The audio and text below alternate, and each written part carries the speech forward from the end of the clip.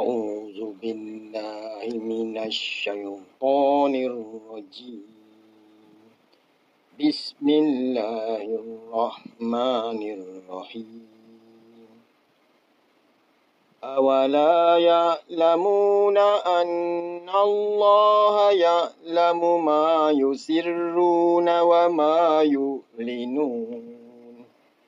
ومنهم أميون لا يعلمون الكتاب إلا أماني وإن هم إلا يظنون.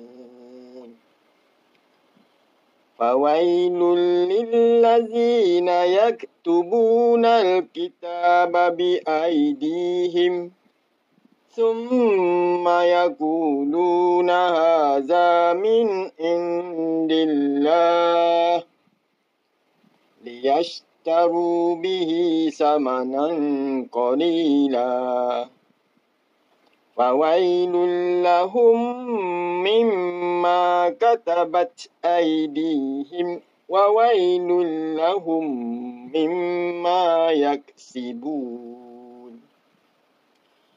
وقالوا لن تمسنا النار إلا أياما معدودة قل أتخذتم عند الله عهدا فلن يخلف الله عهده أم يقولون على الله ما لا تعلمون. بلى من كسب سيئة وأحاطت به خطيئته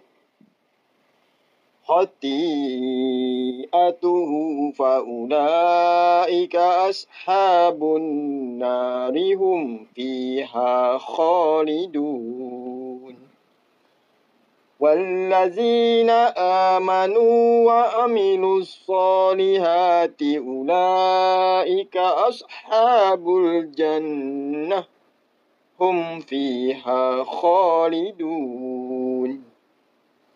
وإذ أخذنا ميثاق بني إسرائيل لا تعبدون إلا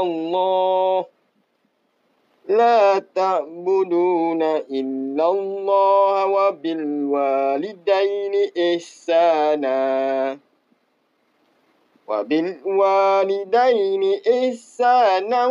وذي القربى واليتامى والمساكين وقولوا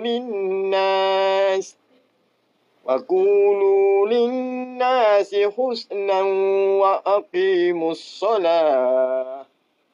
وأقيموا الصلاة وآتوا الزكاة ثم توليتم إلا قليلا منكم وأنتم معرضون.